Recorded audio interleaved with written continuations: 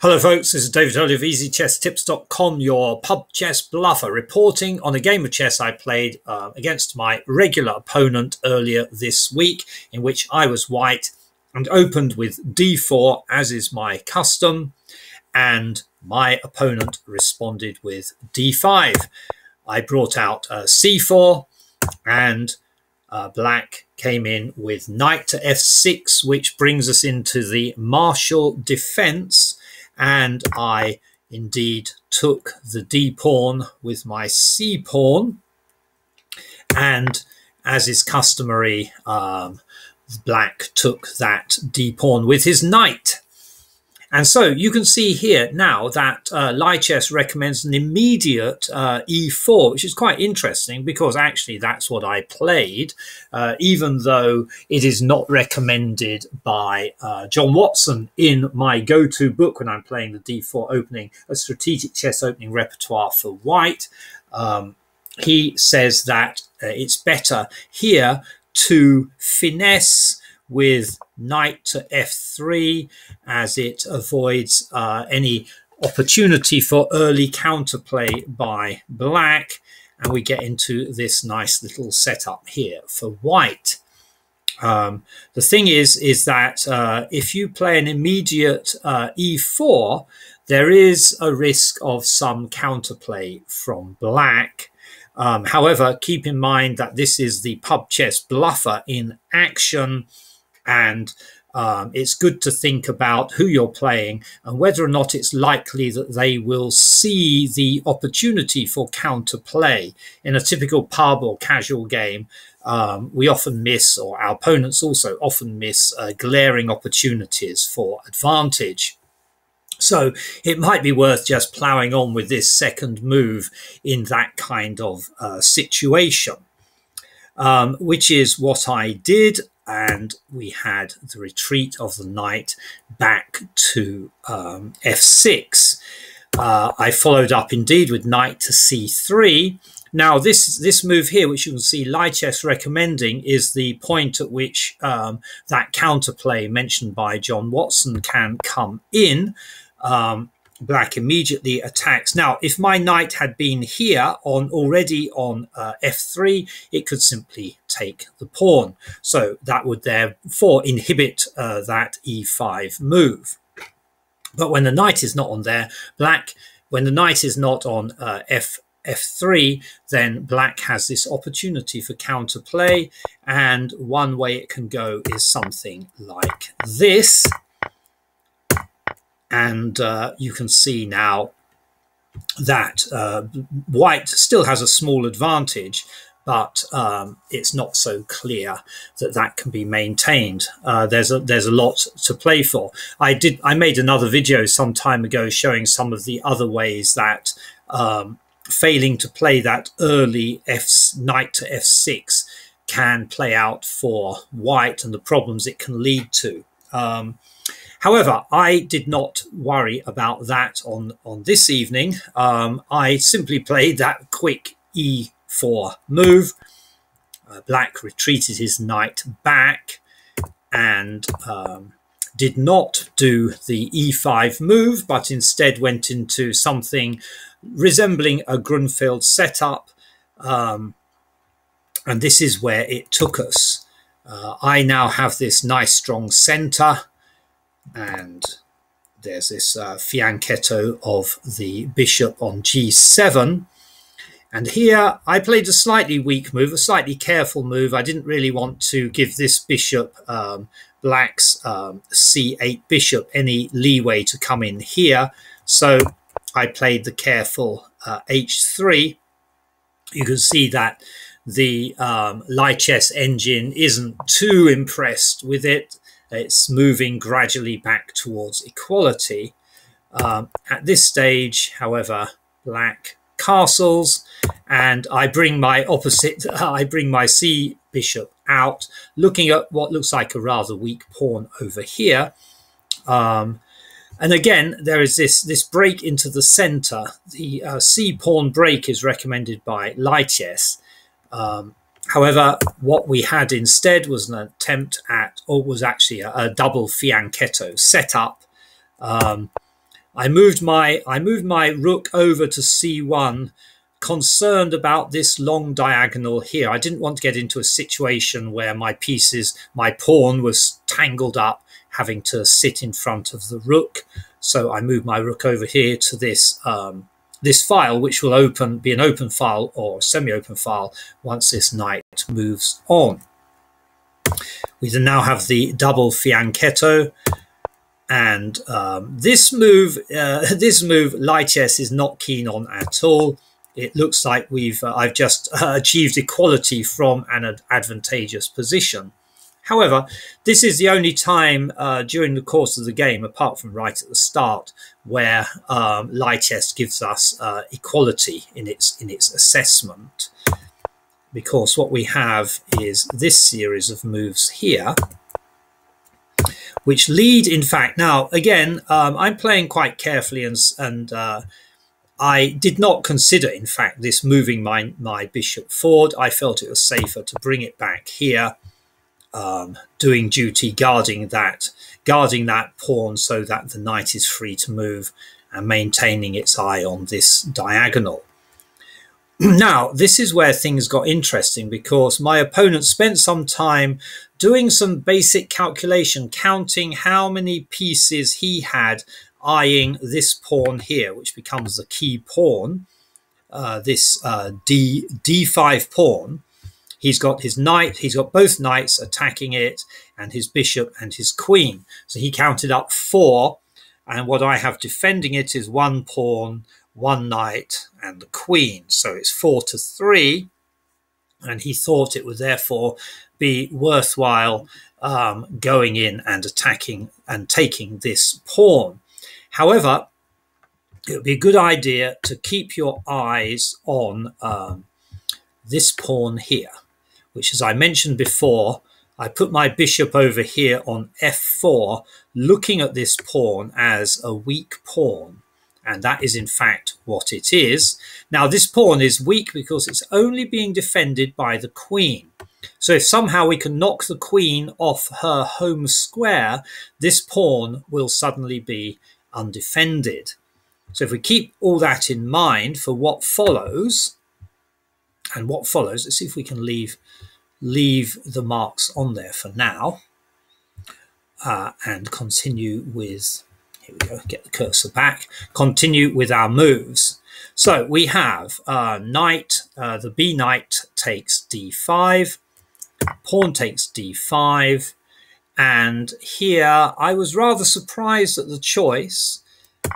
We have that bishop on its nice diagonal taking the pawn, and as the game is opening up with these exchanges in the center, the game is opening up. So I was concerned that in an open game, my opponent might be left with 2 bishops, which would be quite dangerous. I also still have 2 bishops, so I immediately took that bishop with my knight. And we have this exchange here. Now, I'm not sure what my opponent was expecting me to do here. We have had an exchange in which I have lost how many pawns? 2 pawns have gone down, I think, and my knight in exchange for 1 pawn and a knight and a bishop. So I'm material ahead, but this was what I did next. I took that pawn with my bishop. The queen cannot take back because the rook is defending the pawn. So what seemed like the obvious move was for my opponent to take the bishop, which I believe brings a temporary, in fact, it brings a slight material advantage to my opponent.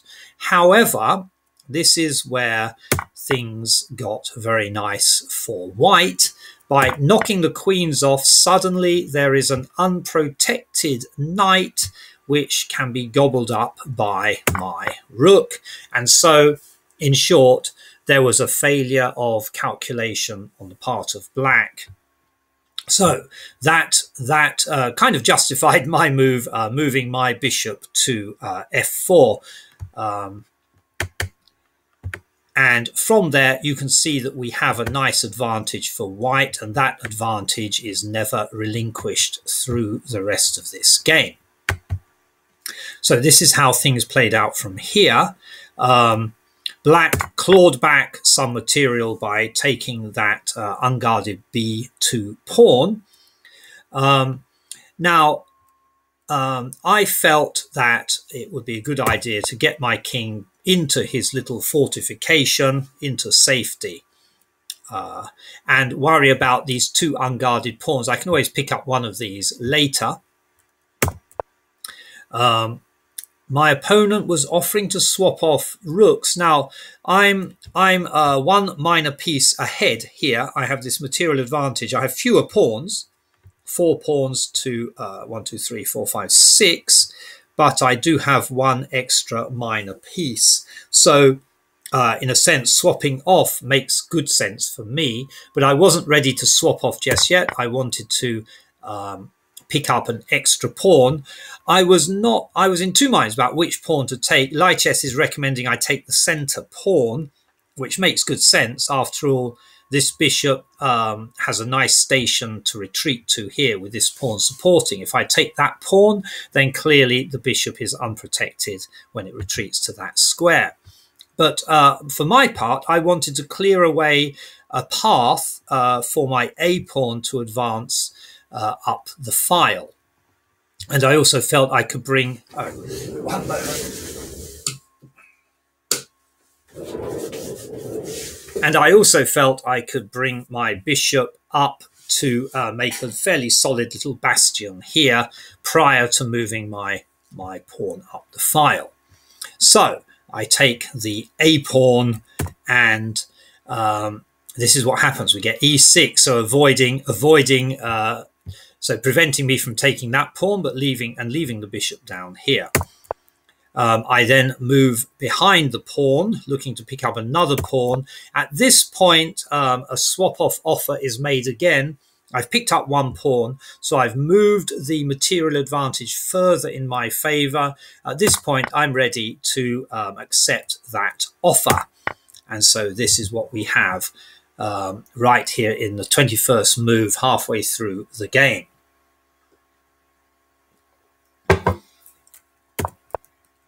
So I'm on my way to this square here with the bishop, like so. And now I'm looking at one stage. Where is it? Lichess is recommending, and I was looking. It comes in a minute. One moment. Let's go forward. So at this stage, as Lichess works through its engines, one move it recommends, which I also was looking at, was putting my bishop here. Clearly, if the pawn takes, then the rook falls up here. But I looked at it, but I felt, well, it's just a one move effort. All the pawn needs to do is move down, and then the move seems fairly pointless. So I didn't do that. Instead, I moved my rook back into the middle, looking at this nice square here so that I can attack or threaten this pawn here, which is the next key pawn to keep your eye on. So let's give that some red. Circle it in red. Keep your eye on this pawn because it's the key to black's defensive position, at least in my estimation. My opponent heads forward with his pawn. This is a mistake. This pawn is the key part of his defense. What he needs to do is strengthen the defense of this pawn, and Lichess sees that, recommends rook to b7, adding a defensive layer to the defenses around the king. What in fact happens is that from a materially weaker position, my opponent attempts to advance the pawn down the board, but you can see the reaction of Lichess here. We have already a strong advantage. It becomes a decisive advantage by this move because it allows my bishop to completely dominate now this diagonal here.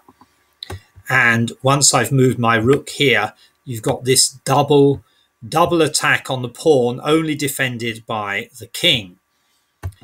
And we come into a bit of pub chess bluffery again with regard to this attack. I indeed move my rook up. My opponent protects that pawn from the back rank with his rook.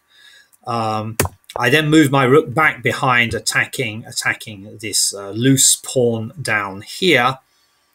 And my opponent does the recommended move, advances his pawn to attack my knight. But my knight can simply move over to d2. We then get the rook attacks the knight. But this is another mistake because, and this is the pub chess bluffery thinking here, is that it's likely at this level of chess that an opponent, having relinquished the defense of a piece in order to attack another piece, or rather relinquish the defense of a square in order to attack a minor piece in this case, the opponent may actually forget that this square, this piece, needs to be defended. And that's what happens. You watch how there is a failure to shore up this piece. So the initial good job the rook was doing here is relinquished, and this square remains weak. So, and also this threat on the knight is very simple and easy for me to avoid, to respond to. Now, at this point in the game, time is running low because we play these games with 30 minutes each on the clock with no increment. So time is just ticking down, and time was getting a bit short. I had about a 5-minute time advantage by this point, but I wasn't really feeling any need to grab everything. So you can see that clearly I can simply pick up this pawn here. This is actually this move here is actually quite a blunder because it relinquishes the defense of f7, and it fails to defend the advancing pawn. So it's a loss of vision really at this stage. However, I do not take the pawn. I don't really want this rook coming down onto the back rank, and with my king moving onto a black square with a black bishop on the board. So I am overly cautious, and I pull my knight back down to f1, thinking that even if this pawn advances, it can be gobbled up by either my pawn or possibly my knight, or even my rook at some stage, possibly even my bishop. So I'm not too worried about this lone attack by the pawn. Now we get another huge blunder. Remember what I said about taking your eye off the game, taking your eye off the key defense. You can see here, Lichess is recommending get that rook back behind the pawn on f7. This is a vital defensive square. You've already loosened up your defenses by moving this pawn down to no real purpose. But what we had is the biggest blunder of the game, and it comes in now. h5. You see what happens. This is game over. It's effectively game over, this move, because this pawn simply falls. As you can see, Lichess is now recommending take the pawn, and the bishop will also fall. So this is game over. The king moves there. Goodbye, bishop. And at this point, I had about 10 or 11 minutes left on the clock, and my opponent had about 4 or 5 minutes left on the clock. So it's a massive advantage to white. And in that situation, I didn't feel any need to find a fast checkmate, because either I would win on time or simply build up from this now unassailable position. So this is how the game plays out. There's some bold attacks by the king, which were very entertaining. So my rook simply moves back behind, threatening this pawn again, and threatening to take the pawn with check. So the king moves down. The attacking king marches down the board, and I take the pawn. This actually is creating a mating net, but I didn't bother to act on this at all, and at times that was a simple oversight.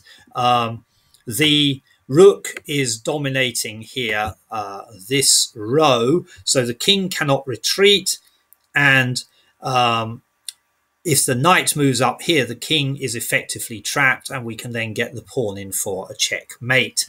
So the king is stuck here in a mating net. He's really got nowhere very much to go in this setup. However, I did not pursue this particular goal. It would have been good to have done so. The game would have been over more quickly. But the game's heading in one direction, whether I go the fast road or the slow road. And as my opponent moves his other pawn down the board, the g-pawn, I think all I need to do is march my a-pawn up and get the queen, and it will be game over. He comes in, I just keep marching. He comes in again. I simply take that pawn. I don't really want two pawns together coming down the board at me. He takes. Now this is what I'm looking at here. This move here leads to checkmate, as you can see up here very quickly. By putting this bishop here, we check the king, and the king has nowhere to go because of the rook here. So in fact, I think the king actually can come over here. It's not checkmate.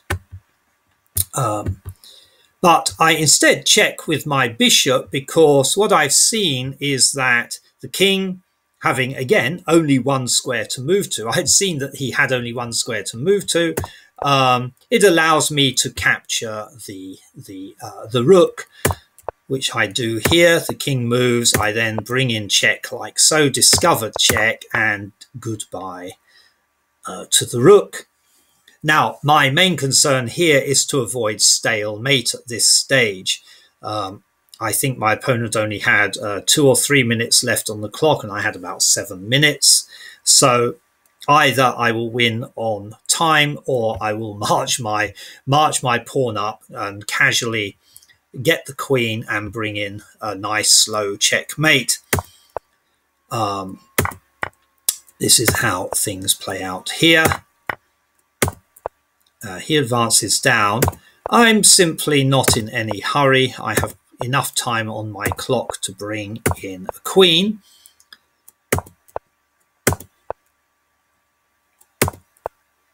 And that is the end of the game.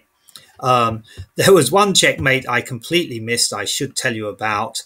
Again, pub chess bluffery. I'm not too bothered about finding the quickest mate when I can simply bring my pawn up to promote as a queen on the 8th row. But here there is checkmate. So we bring it in like so. How are we doing? The king, where are we? The king goes to g4. We get in, and not that move, sorry. The king comes to g4, and then we get here checkmate. That's it. But I didn't see that move. I had my eyes fixed on grabbing the rook by this discover check here.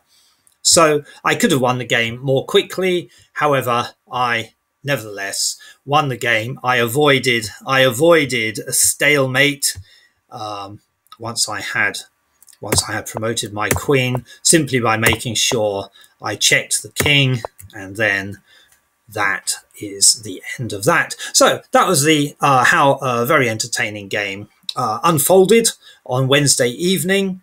Again, with some pub chess bluffery. We're not always aiming for the best move, not always seeing the best move, let's be honest, but we'll do whatever is good enough to get the result if we can. Okay, I hope you enjoyed today's illustration of a game I played on Wednesday. And if you like what I'm doing, then subscribe and click the bell so that you get regular updates from me, David Hurley, the pub chess bluffer, over at easychesstips.com.